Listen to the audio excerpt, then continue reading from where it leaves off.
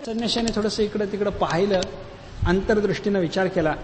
याच्या ललाटावर लिहिलेली अक्षरं वाचली तेव्हा याला संतती होणार नाही अशी त्याची अवस्था आहे हे लक्षात घेतलं आणि त्याला सांगितलं की बाबा असं असं आहे. काय तुझ्या प्रारब्धात संतती नाही, मग प्रारब्धात जे नाही ते मिळवायचा माणसानं हट्टानं प्रयत्न करू नये, परिणाम चांगला होत नाही.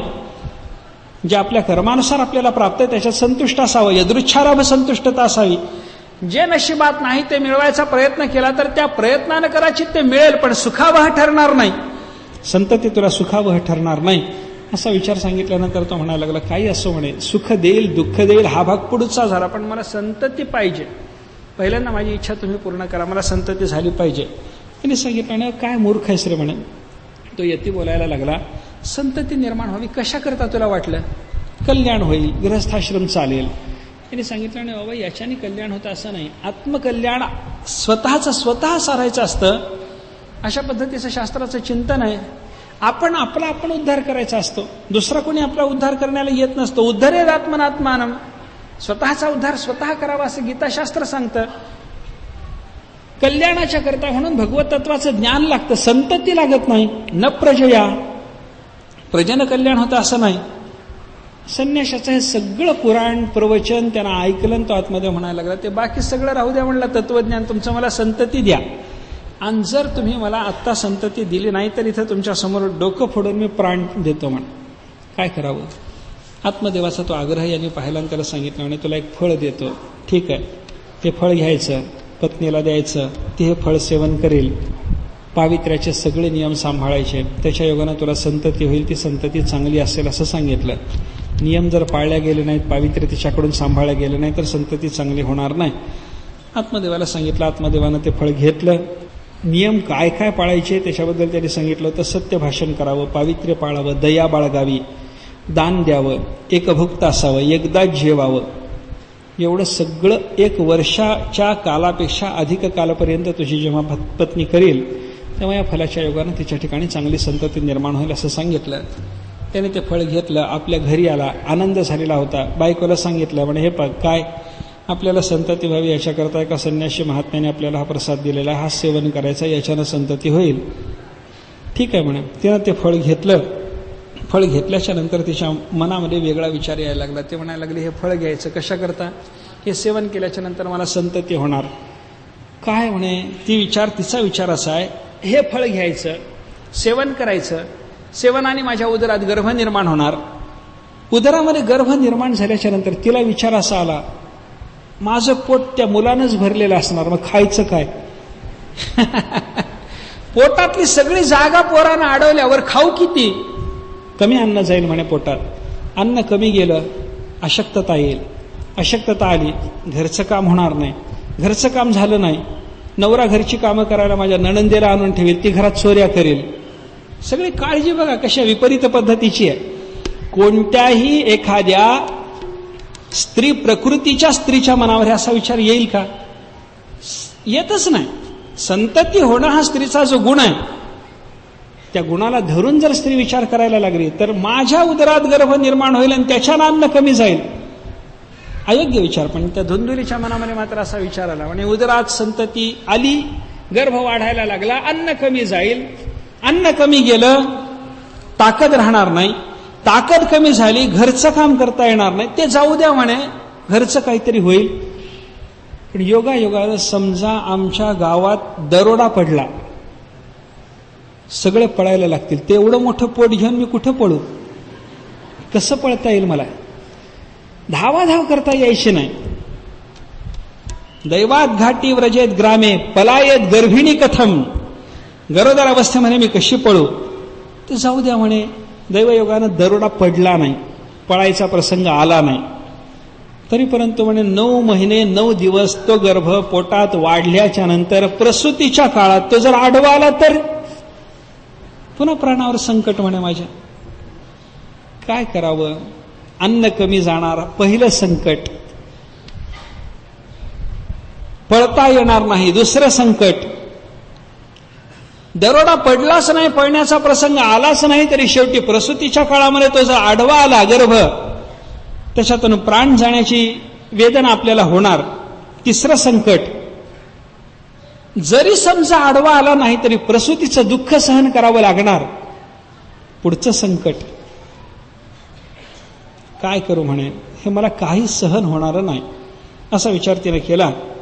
आणि पण दुसरी गोष्ट अशी म्हणे, हे फल सेवन केल्याच्या नंतर पाळायला सांगितलेले नियम ते तरी अजिबातच माझ्याने होणार नाहीत. खरं बोलावं कसं होईल. म्हणजे गर्भधारणेच्या नंतर पाळावे लागणारे शौचादी नियम पाळायची जिला इच्छा नाही ती एक धुंदुली नाही, प्रत्येकीलाच धुंदुली म्हणावं लागेल आपल्याला. तिनं सांगितलं म्हणे बाबा हे नियम पाळणं तर माझ्याने होणारच नाही, ते जाऊ द्या म्हणे. पण एवढं सगळं झाल्याच्या नंतर निर्माण झालेली संतती, त्याचं लालन पालन करायचं किती कष्ट. पोराचं लालन पालन करावं लागेल, त्याला वाढवावं लागेल, मोठं करावं लागेल. हे सगळे कष्ट काही आपल्याला सहन होणारे नाहीत. त्याच्यामुळे तिनं असा विचार केला, काय म्हणे गृहस्थाश्रमी माणसाच्याकडे पत्नी म्हणून राहणं याच्यापेक्षा जी वंध्या आहे किंवा जी विधवा आहे ती सुखी आहे असं मला वाटतं म्हणे. तिचा विचार. धुंदुलीनं सांगितलं म्हणे नाही बाबा मला हे फळ खायचं नाही. तिनं ते फळ गाईला देऊन टाकलं. आपल्या घरी गाय एक होती, तिच्या घरी त्या गाईला ते फळ दिलं. या आत्मदेवाचा दुर्योग असा होता, यानं लावलेल्या झाडाला फळ लागत नव्हतं. याच्या घरच्या गाईला संतती नव्हती, बायकोला तरी नव्हती. ते फळ त्या गाईला त्या धुंदुलीनं देऊन टाकलं. बहिणीशी विचार केला. एक बहीण होती तिची, त्या बहिणीला सांगितलं आणि हे सगळं असं आहे, मला हे फळ खायचं नाही, संतती मला नको. पण नवरा म्हणतो संतती पाहिजे, तेव्हा त्याला संतती दाखवा करता काय उपाय करू. ती बहिणीनं सांगितलं मी गरोदर आहे, माझा नवरा लोभी आहे, तू 9 महिने नाटक कर गरोदर राहिल्याचं फक्त. हो दे म्हणे, सगळे समारंभ जे काही व्हायचे असतील ते तुझ्यावर चालत राहतील. 9 महिन्याच्या नंतर माझ्या प्रसूतीच्या काळामध्ये तू प्रसूतीचं नाटक कर. माझा नवरा लोभी आहे, त्याला द्रव्य दे, तो माझा मुलगा तुला आणून देईल, तोच मुलगा माझा म्हणून प्रसिद्ध कर. विचार धुंदुलीला पटला. तिनं नाटक केलं, गरोदर असल्याचं नाटक. तिकडं बहीण प्रसूत झाल्याबरोबर तिला द्रव्य दिलं आणि इकडं प्रसूतीचं नाटक करून ते पोर आपल्या घरी आणून घेतलं. आत्मदेवाला सांगितलं मला मुलगा झाला. आत्मदेवाला आनंद झाला. पोराचं नाव काय ठेवायचं. धुंदुलीनं सांगितलं माझ्या नावावरून त्याचं नाव ठेवा, कारण पिता नाम कुर्यात आहे, बापाने नावं ठेवायचं बरं का. काय कोणी ठेवू देत नाही हे खरं आहे. आज बारसं जेव्हा असतं तेव्हा त्या बापाला कोणी तिथे फिरकू सुद्धा देत नाही. शास्त्राने असं वर्णन मात्र केलं की 12 हानी पिता नाम कुर्यात इति ईश्वर इच्छा. 12व्या दिवशी मुलाचं जन्मलेल्या मुलाचं नाव ठेवावं, नाम कुर्यात, बापानं नाव ठेवा, ही ईश्वराची इच्छा आहे. ईश्वराची इच्छा चालत नाही. आता स्त्रियांची इच्छा वेगळी आहे आणि त्याच्यामुळे मग बायका नाव ठेवतात. आत्या येते कोणीतरी, ती नाव ठेवून जाते, काहीतरी होतं, चालत नाही शास्त्रानुसार. धुंदुलीनं सांगितलं तुम्हीच ठेवा, पण माझ्या नावाला धरून नाव ठेवा. धुंदुलीच्या नावावरून त्याचं नाव ठेवलं धुंदुकारी. धुंदुकारी त्याचं नाव ठेवलं. 3 महिन्यानं घरची गाय प्रसूत झाली, त्या गायीलाही एक पोरग झालं. माणूस जन्मला. गायीच्या पोटी जन्मल्यामुळं फक्त त्याचे कान तेवढे गायीसारखे होते म्हणून त्याचं नाव ठेवलं गोकर्ण. धुंदुकारी आणि गोकर्ण 2 मुलं घरामध्ये. 2 मुलाच्या बद्दल विचार करत असताना त्याच्यातला जो गोकर्ण होता तो पंडित ज्ञानी निघाला. गोकर्ण हा पंडित व ज्ञानी, धुंदुकारी महाखलहा. हा जो धुंदुकारी जन्माला आलेला होता तो मात्र अत्यंत दुष्ट वृत्तीचा होता. स्नान नाही, पावित्र्य नाही, कोणती क्रिया नाही, दुर्भक्षण करणारा, अतिशय क्रोधी, दुष्परिग्रह करणारा. प्रेताला ज्या हातानं त्यानं स्पर्श केलेला असायचा तो हात न धुता त्या हातानं भोजन करणारा, चोरी करणारा, सर्वजन द्वेषी, लोकाची घरं जाळणारा, खेळण्याकरता सांभाळण्याकरता लोकाची मुलं आणायची आणि त्यांना आडात टाकून मारायचं, अशा दुष्ट वृत्तीचा, हिंसक, शस्त्रधारी, दीन आणि आंधळे यांना सरासर्व काळ पीडा देणारा, हातात सतत पाश घेऊन फिरणारा, कुत्र्यासोबत ठेवणारा, वेश्यासंगी असा तो दुर्जन निघाला. हे सगळं पाहून गोकर्णाने विचार केला आपण आपलं कल्याण साधण्याच्यासाठी म्हणून कुठेतरी गेलं पाहिजे. तो तीर्थयात्रेला निघून गेला. गोकर्ण निघून गेल्यानंतर काही काळानंतर हा जो धुंदुकारी होता या धुंदुकारीनं बराचसा विचार केला. गोकर्णाने आपल्या बापाला समजावून सांगितलं की बाबा आपण घरामध्ये राहण्यापेक्षा या पोराच्याबद्दल उद्विग्नता चित्तामध्ये धारण करून घरामध्ये राहण्यापेक्षा तुम्ही वैराग्य धारण करा, अरण्यात जा भगवत कथा करा, त्याच्यातून तुमचं कल्याण साधलं जाणार आहे, असं त्याला उपदेश करून गोकर्णाने त्यांना अरण्यात पाठवून दिलं.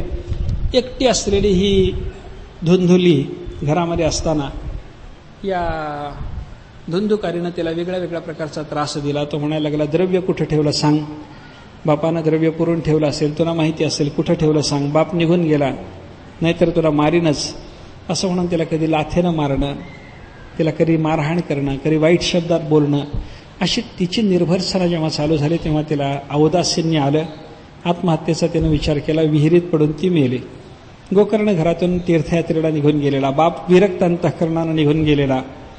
घरातली धुंधुली नावाची माता तीही मेलेली. आता घर मोकळं एकट्या या धुंधुकारीला पडलं. धुंधुकारीनं 5 वेश्या आपल्या घरीच आणून ठेवल्या. त्यांच्यासह त्याचा संसार चालू झाला. अशा अवस्थेमध्ये एका दिवशी या वेश्यांच्या अंतःकरणामध्ये त्याच्या घरच्या द्रव्याचा लोभ असल्यामुळे हे द्रव्य हिरावून नेताना यानं काही अडचण करू नये असं वाटल्यामुळं त्याला मारायचं या 5 जणींनी ठरवलं. धुंधुकारीला मारायकरता त्याने त्याच्या गळ्याला फास आवळला, मरेना. फास आवळून त्याचे हातपायाशी बांधून ठेवलेले. फास आवळला तरी तो मेला नाही. तेव्हा घरात जाऊन विस्तव प्रदीप्त करून तापलेले विस्तवाचे निखारे ते त्याच्या तोंडावर आणून ठेवून त्याला जाळलं. या वेश्याने घरातच खड्डा खणला, त्याच्यात त्याला पुरलं. द्रव्य जे काही होतं ते घेतलं आणि त्या वेश्या पळाल्या. ही अवस्था झाल्याच्या नंतर पुढं त्याचा देह गेला. धुंधुकारी भूत झाला. गोकर्ण तीर्थयात्रा करून गोकर्णाला रस्त्यामध्ये कळालं की आपला भाऊ धुंधुकारी असा मेलेला आहे, दुर्मरण त्याचं झालं. गईला त्याला श्राद्ध करून त्याने पिंडदानही केलं. मुक्ती झाली नाही, तो प्रेतरूपातच राहिला, त्या प्रेत योनीतच राहिला. गोकर्ण घरी आला. घरी येऊन गोकर्ण असा झोपलेला असताना रात्रीच्या वेळेला हा प्रेत योनीला प्राप्त झालेला त्या गोकर्णाचा धुंधुकारी नावाचा भाऊ वेगवेगळ्या रूपात त्याच्या समोर यायला लागला. सकृन्मेषः सकृत हस्ती सकृच्च महिषो अभवत. एकदा तो समोर आला एका बोकडाच्या रूपानं, एकदा समोर आला हत्तीच्या रूपानं, एकदा समोर आला एका रेड्याच्या रूपानं, एकदा इंद्राच्याच रूपानं आला, एकदा अग्नीच्याच रूपानं आला, एकदा पुरुषाच्याच रूपानं आला. ही सगळी भयानक रूपं घेऊन तो प्रेतयोनीला प्राप्त झालेला धुंधुकारी जेव्हा समोर यायला लागला, गोकर्णाने विचार केला, कोण आहे हा? त्याला विचारलं, तू कोण आहेस बाबा? त्याला बोलता येईना. पापाचा प्रभाव त्याच्या असा होता, त्याची वाणी बंद झालेली. ज्याने अभिमंत्रित जल त्याच्या अंगावर शिंपडलं आणि त्याला बोलकं केलं आणि विचारलं, तू कोण आहेस बाबा? धुंधुकारीने सांगितलं, मी धुंधुकारी आहे, तुझा भाऊ आहे. माझ्या दुराचाराच्या योगानं माझी ही अवस्था झालेली आहे. दुर्मरण आलं, वेश्यांनी मला मारलं. ज्यांना मी माझे स्वतःचे जवळचे निकटवर्ती समजत होतो त्या लोकांनी मला मारलं. माझी अशी दुर्गती झालेली आहे, तेव्हा माझ्या मोक्षासाठी काहीतरी उपाय कर. गोकर्ण म्हणायला लागला, तुझ्याकरता गयेला पिंडदान केलं. हा म्हणायला लागला, 100 वेळेला गयेला तो जाऊन माझं श्राद्ध जरी केलं तरी मुक्त होणार नाही, कारण माझं दुर्दैवच असं आहे, माझं कर्मच असं आहे. तेव्हा माझ्या मोक्षासाठी म्हणून तो काहीतरी उपाय कर. गोकर्णाने स्वतः चिंतन केलं, काही उपाय आठवेना. म्हणून विद्वानांचा समुदाय जमा केला आणि त्यांना विचारलं, म्हणे माझ्या या भावाला मुक्त करण्याकरता मला काय करता येईल, कृपा करून सांगा. सगळ्या लोकांनी सांगितलं, म्हणे आम्हाला काही निश्चित साधन सांगता येणार नाही, तर सूर्याला विचार. सूर्यनारायण जे साधन सांगतील त्या साधनाच्या योगानं तुझ्या भावाचं कल्याण होणं शक्य आहे. गोकर्णाने आपल्या तपस सामर्थ्यानं सूर्याचं स्तंभन केलं. सूर्याचा वेग थांबवला, सूर्याचा रथ थांबवला. सूर्य थांबला. थांबलेल्या सूर्याला याने विचारलं, गोकर्णाने विचारलं, की महाराज असं आहे, तुम्ही जगत साक्षी आहात, माझ्या भावाच्या कल्याणाच्यासाठी म्हणून मला काहीतरी साधन पाहिजे आहे, ते साधन तुम्ही कृपा करून सांगा. सूर्यनारायणाने त्याला सांगितलं, श्रीमन भागवतात मुक्तीही सप्ताहम वाचनम कुरु. भागवताच्या योगानं तुझ्या भावाचा उद्धार होणं शक्य आहे. 7 दिवसामध्ये भागवताची कथा कर, त्याच्यानं तुझ्या भावाचा उद्धार होईल. असं म्हणल्याच्या नंतर मग गोकर्णानं कथेची सगळी तयारी केली. अनेक लोकांना निमंत्रणं वगैरे दिली. सगळे कथेकरता म्हणून आले. गोकर्णाचा हा जो धुंधुकारी नावाचा भाऊ होता तोही कथा श्रवणाकरता आला. 7 दिवसात कथा करायची ठरली. त्या कथेमध्ये वायुरूप ज्याचं शरीर आहे, कारण प्रेतयोनीचं शरीर वायुरूप मानलं जातं. वायुरूप शरीर असल्यामुळं त्या धुंधुकारीला प्रेतदशेमध्ये असताना वायुरूप शरीराचा असल्यामुळं कथेत कुठे येऊन बसावा असा विचार निर्माण झाला. पण कथेचं स्थान जे होतं त्या स्थानामध्ये एक असा वेळू उभा करून ठेवलेला होता. वेळूची काठी होती. त्या काठीमध्ये तो जाऊन बसला. काठीत जाऊन बसल्याच्या नंतर तिथं बसून त्याला ती कथा ऐकायला मिळायला लागली. ती कथा ऐकत असताना त्या वेळूच्या काठीला 7 गाठी होत्या. एक दिवसाची कथा झाली की एक गाठ त्याच्यातली फुटायची, त्याचा ग्रंथीभेद व्हायचा. ती गाठ फुटली आणि 7 दिवसामध्ये अशा पद्धतीनं त्या गाठी फुटत गेल्या. त्याच्यातून या सप्ताहात श्रवण केलेल्या भागवताच्या कथेचा परिणाम म्हणून गोकर्णाचा जो भाऊ धुंधुकारी त्याचा उद्धार झाला. तो धुंधुकारी बोलायला लागला. तो म्हणतो, काय गंमत आहे म्हणे, भागवत कथेच्या श्रवणाच्या युगानं जड असलेल्या काठीची जर गाठ फुटते तर चेतन असलेल्या मनुष्याच्या अंतःकरणावर निर्माण झालेली चिरचित ग्रंथी तिचा नाश होणार नाही का? नक्की चिरचित ग्रंथीच्या नाशाकरता म्हणून या सप्ताह श्रवणाचा उपयोग आहे. म्हणून भिद्यते हृदय ग्रंथी छिद्यन्ते सर्व संशयाः क्षीयन्ते चास्य कर्माणि कशाने? सप्ताह श्रवणे कृते. सप्ताहभरात भागवताचं श्रवण जर केलं तर हृदय ग्रंथीचा भेद होतो, सर्व संशयाचा छेद होतो, कर्माचा क्षय होतो, भगवंताची प्राप्ती होते. म्हणून कथा श्रवण करावं. अशा पद्धतीने तो गोकर्णाचा भाऊ तो मुक्त झाला. गोकर्णाला लोकांनी विचारलं, बाकीचे श्रवणा करता आलेले ते म्हणाले, तुमच्या भावाचा उद्धार झाला आणि आमचा का नाही? त्याने सांगितलं, म्हणे बाबा, श्रवणाच्या करता करावा लागणारा जो बाकीचा सगळा नियम आहे तो तुमच्याकडून कदाचित पाळला गेला नसेल. त्यांनी सांगितलं, सगळे श्रोते म्हणायला लागले, अजून आमच्या करता अजून एकदा कथा करा, कारण आमच्याकडून नियमाचं पालन झालं नाही असं तुम्ही म्हणताना आम्ही नियम पाळू, कथा श्रवण करू, आमचा उद्धार होईल का? गोकर्णाने सांगितलं, म्हणे ठीक आहे, तुमच्या उद्धारासाठी परत कथा करू. श्रावण महिन्यामध्ये पुन्हा त्यांनी कथा केली आणि कथेकरता उपस्थित असलेल्या सगळ्या श्रोत्यांचा गोकर्णाच्या कथेच्या योगानं उद्धार झाला. असं भागवताचं महत्व आहे. सप्ताह कालावधीत भागवत ऐकावं. भागवताच्या करता लागणारं स्थान कसं पवित्र असावं याचा विचार आपला झाला. भागवताची कथा किती दिवसात करावी? 7 दिवसात याचा विचार केला. 7 दिवसात कथा श्रवणानं कुणाचं कल्याण झालं का? याला उदाहरण आपण धुंधुकारीचं पाहिलं. आता या भागवताच्या संबंधामध्ये ही कथा करत असतानाचा विधी काय, हा जो एक प्रश्न शेवटचा आहे, त्या शेवटच्या प्रश्नाचं उत्तर इथं भागवताच्या महात्म्यामध्ये दिलेलं आहे. शेवटी कथेचं असं आहे, कथेच्या करता बऱ्याचशा नियमाचं पालन मनुष्याला आवश्यक आहे. पहिल्यांदा श्रोत्यांनी वक्त्याची निवड करून घ्यावी. वक्ता कसा कथेकरता असावा याचा विचार सांगितला. विरक्तः वैष्णवः विप्रः वेदशास्त्र विशुद्धीकृत दृष्टांत कुशलः धीरः वक्ता कार्यः अतिनिस्पृहः. हे वक्त्याच्या ठिकाणचे गुण पाहिजेत. वक्ता कसा पाहिजे? विरक्त पाहिजे, अंतःकरणामध्ये त्याचे वैराग्य पाहिजे. नाहीतर तुम्ही दक्षिणा काय देणार आहात याच्यावर दृष्टी ठेवून जर कथा चालली उपयोग नाही.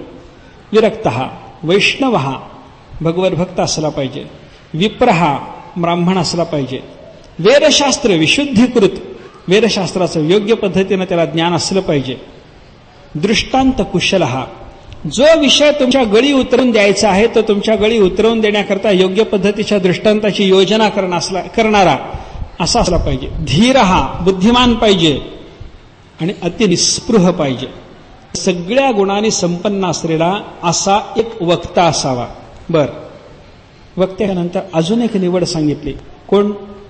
वक्त्याच्या ठिकाणी जेवढी विद्वत्ता आणि जेवढे गुण आहेत त्या विद्वत्तेपेक्षा आणि त्या गुणापेक्षा अधिक विद्वत्ता आणि अधिक गुण ज्याच्या ठिकाणी आहेत असा एक महात्मा वक्त्याला सहकार्य करण्याकरता तिथं आणून बसवावा. म्हण वक्त्याला त्याची मदत पाहिजे. याच्यापेक्षा तो विद्वान पाहिजे, याच्यापेक्षा तो अधिक गुणसंपन्न पाहिजे. याचं वक्त्याचं काही जर चुकलं तर मध्येच त्याला सांगता आलं पाहिजे. श्रोत्याने निर्माण केलेल्या संशयाचा छेद जर वक्त्याला करता आला नाही तर तो बसलेला बाजूचा जो पंडित आहे त्यानं ते सगळे संशय निरस्त केले पाहिजेत. असा एक कोणीतरी त्याच्या बाजूला आणून बसवला पाहिजे. म्हण योग्य स्थान पाहावं, योग्य काल पाहावा, सगळी पूर्वांगाची शुद्धता संपादन करावी. कथेचं श्रवण करत असताना बाकीच्या पावित्र्याच्या नियमाचा विचार आहे, आहाराचा विचार आहे. अतिशय अल्प आहार कथा काळामध्ये घ्यावा असं वर्णन आहे. कशा करता? मलमूत्र जयार्थमही लघवाहार सुखावहा. मलमूत्र जय व्हावा, तर कथेतून उठून जावं लागू नये. लघवी आले म्हणून गेला, शौचालय म्हणून गेला, असं उठण्याचं कथेत व्यत्यय येईल अशा पद्धतीचं काही घडू नये याच्याकरता लघवाहार सुखावहा आहे. जमत नाही, उपोषण करावं हे योग्य, पण जमत नसेल काय आहे, काही लोकांचा अट्टहास असतो. भागवताची कथा ऐकायची म्हणलं की उपवास करायचा. उपवासानं ग्लानी आली की इथे येऊन झोपून राहायचं. पण कथेमध्ये मात्र उपोषण केलं पाहिजे एवढा नियम पाळला असं त्यांना समाधान असतं. भागवताचं असं आहे, कथा श्रवण हे मुख्य व्रताचं अंग आहे. गौण काय आणि मुख्य काय याचा विचार करा. मुख्य सांभाळण्याकरता गौणामध्ये काही बदल करावा लागला तरी चालेल. मुख्यच बाजूला पडत असलं आणि गौणाचा सांभाळ जर होत असला तर त्याच्यामध्ये महत्व नाही, ते उपयोगाचं नाही. काय आहे, एकादशीचंच बघा ना. एकादशीला उपवास करावा, निराहार असावं, आहार घेऊ नये, काही खाऊ नये. 15 दिवसाला येणाऱ्या एकादशीच्या दिवशी काय एक दिवस उपवास का म्हणून काय तुझा जीव जातो असं संतांनी विचारले. आहार करू नये खरे, पण आहार न करण्यामुळे येणाऱ्या ग्लानीनं जर एकादशीला भगवत सेवा घडत नसेल, झोपून राहावं लागत असेल, तर सेवा महत्वाची असल्यामुळं, कीर्तन महत्वाचं असल्यामुळे ते करण्याकरता लागेल एवढी ताकद शरीरात राहण्याकरता जे पवित्र अन्न खाता येईल तेवढं खा. एकादशी करा, उपवास करा, महत्वाचं आहे. पण तो उपवास करून झोपून राहण्याच्या पेक्षा थोडासा फलाहार करून जर तुम्ही भगवत कथा करू शकलात, कीर्तन करू शकलात, आहाराला परवानगी शास्त्र देतं. गौण मुख्याचा विचार करा, मुख्य डावलू नका. आणि मुख्य न डावलण्याकरता गौणात जर काही बदल करावा लागला तर तो अवश्य करा. कथा श्रवण भागवताच्या मध्ये महत्वाचं. त्याच्यामुळे हे कथा श्रवण करण्याकरता गौण नियमामध्ये थोडासा बदल, उपवास करावा खरं, पण त्याच्यात जर काही बदल करावा लागला तर करा. फलाहार घ्या, त्यावरही भागत नसेल हविष्यान्न घ्या, एक वेळेला जेवा, काहीतरी करा. पण कथा पानामध्ये मात्र, कथा रसाच्या सेवनामध्ये मात्र प्रवृत्त असलंच पाहिजे, हा नियम आहे. त्याच्यात अजून एक महत्वाची गोष्ट आहे.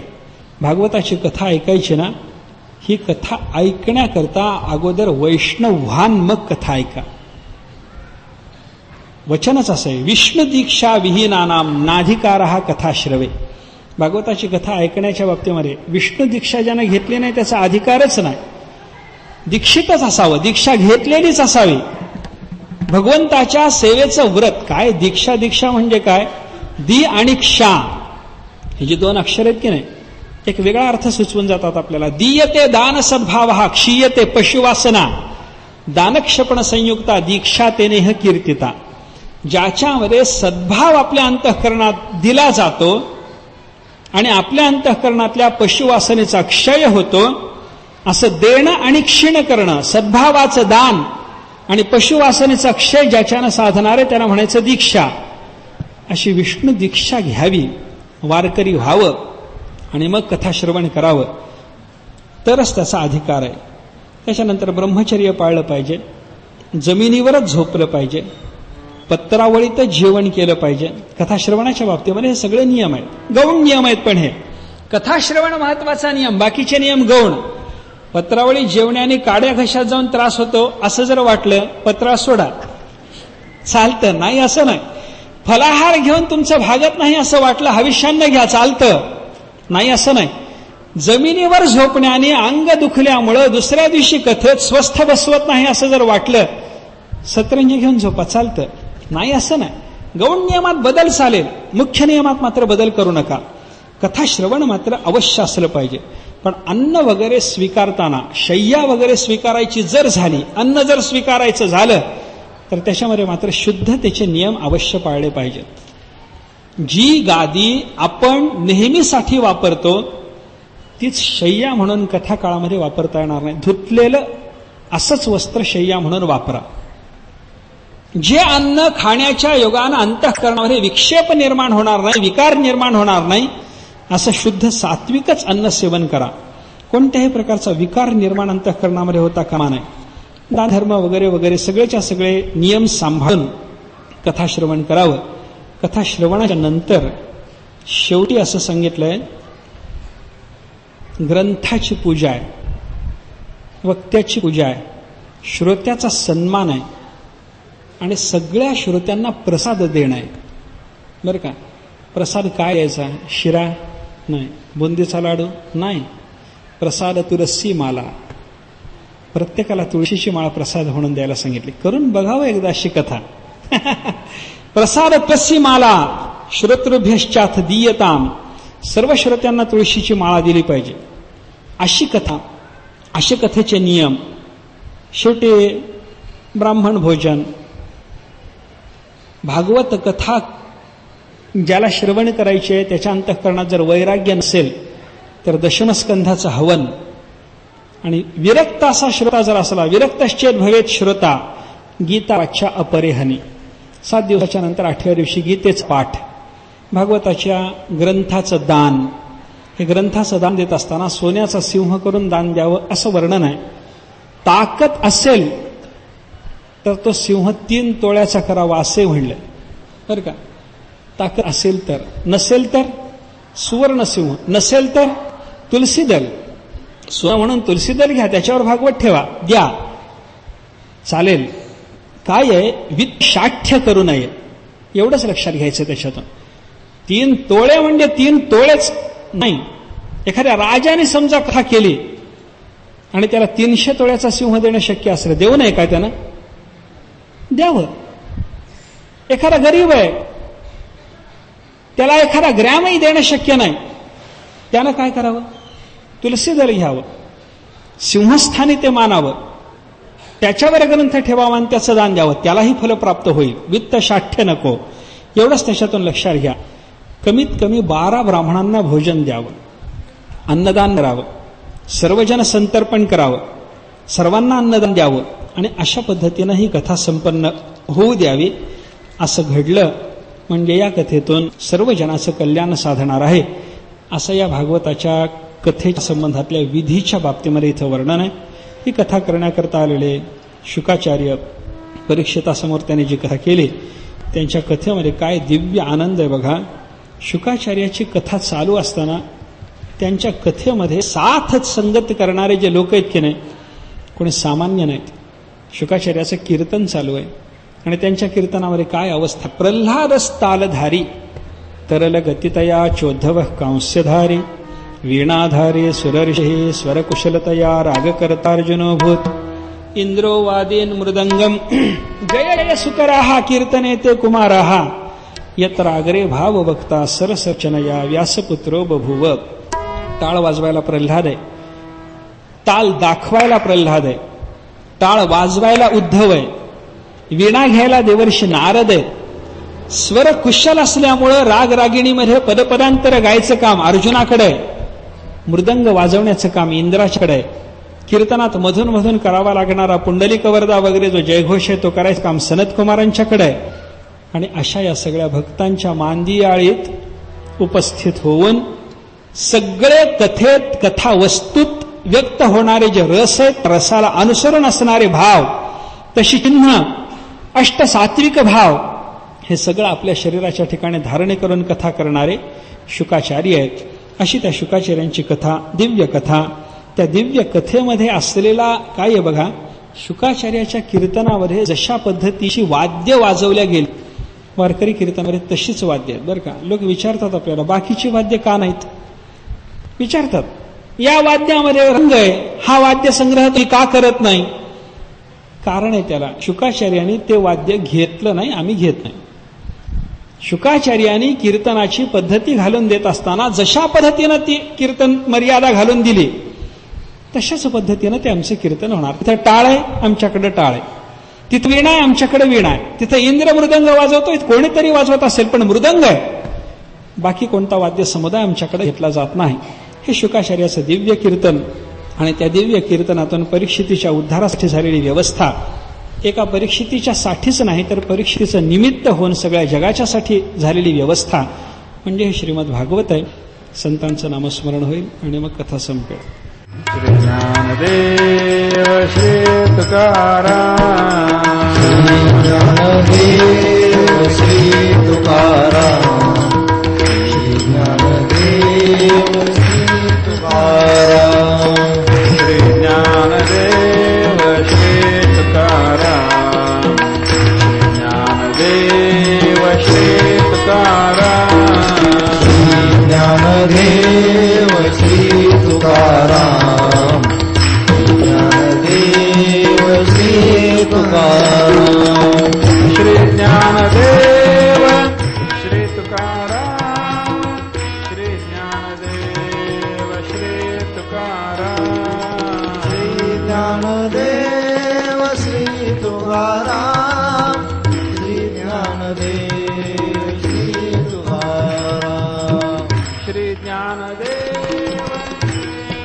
तुकाराम श्री ज्ञानदेव श्री तुकाराम श्री ज्ञानदेव श्री तुकाराम श्री ज्ञानदेव